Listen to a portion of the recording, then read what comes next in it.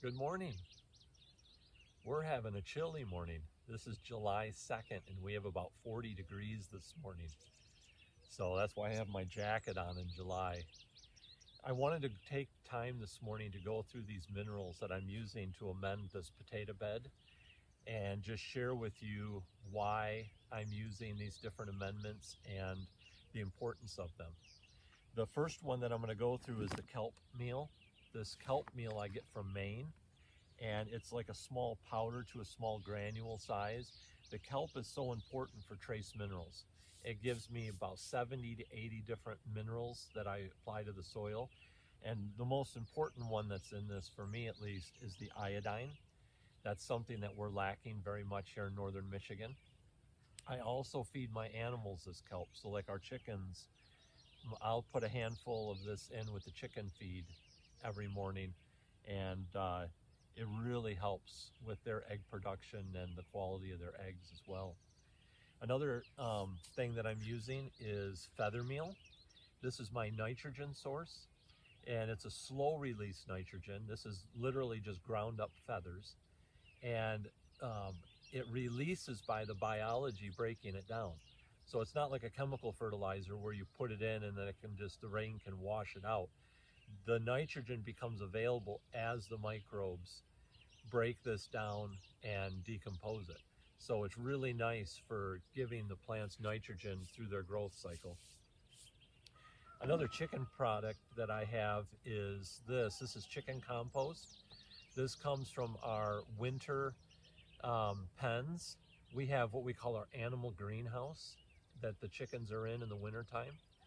And we take and layer a layer of compost, wood shavings, compost, and wood shavings together in their pen before we put them in. And then after we put them in the fall, we will take our kitchen wastes and spread the kitchen wastes in there, and they love that. They just eat that up, and whatever they don't eat ends up decomposing in this compost. So this is their droppings, this is food waste, this is the wood chips or the wood shavings and the compost. And this is very rich. I don't use a great quantity of this. I'm using this as an amendment, more like these. I'm spreading this on fairly thin. I'm actually most interested in the biology that this offers. Chicken compost gives some very important biology. This is compost here that I'm going to be spreading. This is going to get spread more thickly than I'm going to spread any of these. I'm going to put about a 1/4 inch of this on the bed. This is RCW, Romuel chipped wood. And if you didn't catch the article in Gab, if you've been following me on Gab, I wrote an article this winter where I shared actually an article from someone else, the Dirt Doctor, talking about Romuel chipped wood.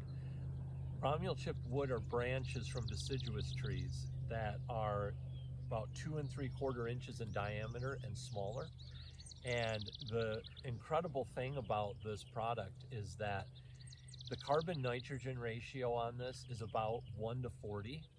That's about like a good compost pile. If you spread regular wood chips in your garden bed from like the trunk of a tree, you hear a lot about how it ties up the nitrogen. The reason for that is the trunk wood, like what you'd use for building furniture, has a carbon nitrogen ratio of about 1 to 700. That's why it ties up so much nitrogen. But this comes packed with enough nitrogen that it decomposes readily. So if there's one thing, only one thing that I could add to my soil, it would be these chipped branches. And you want to get them from trees that have a lot of diversity under them, like maple, oak, beech, cherry. You don't want to get them from like pine. Pine tends to sterilize its understory. Maple and oak tend to have a lot of diversity growing underneath them. This is a really important thing. I hope you'll take time to learn more about it. They're using this in the tropics. They're using this all over the world, and it's amazing.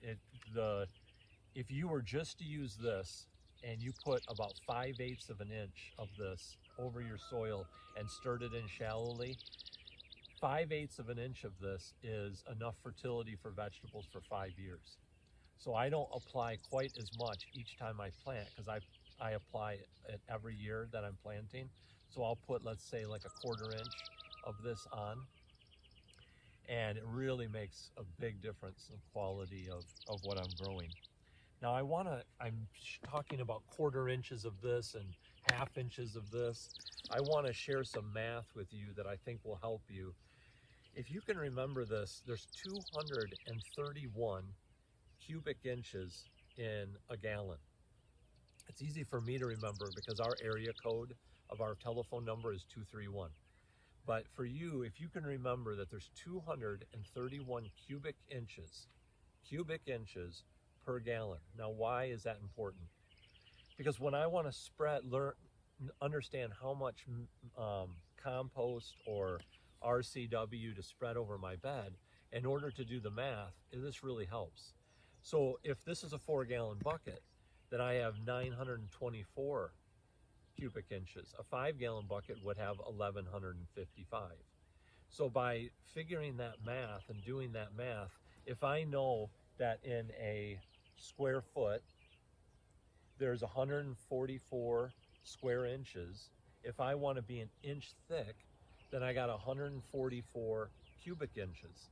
If I take that 144 cubic inches, multiply it by the number of square feet over my bed, now I have a grand total of how many cubic inches of material I need to put an inch over this.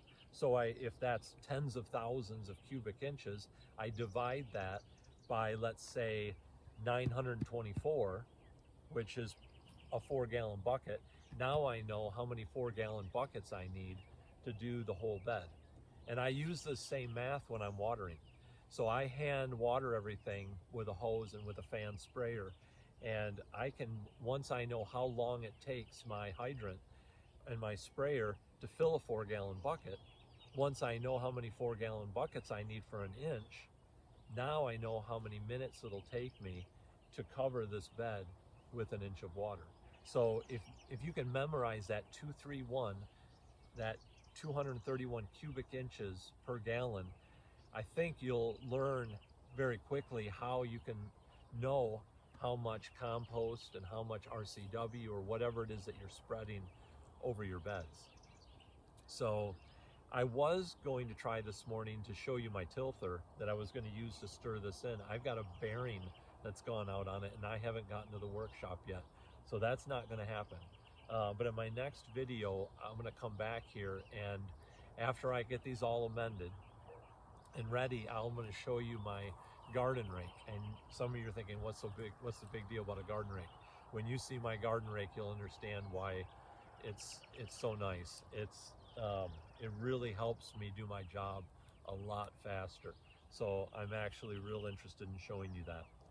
If you have any questions, any comments, please leave them below. I really appreciate you watching.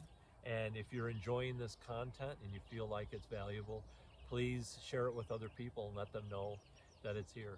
So God bless you. You all have a good day. Bye-bye.